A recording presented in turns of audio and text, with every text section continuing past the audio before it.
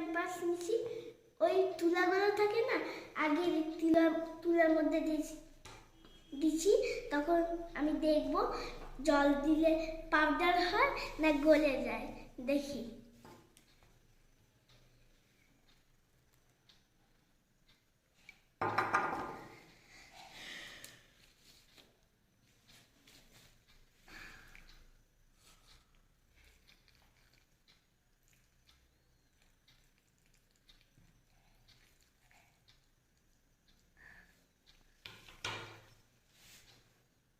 দেখি দিয়ে কি হয়।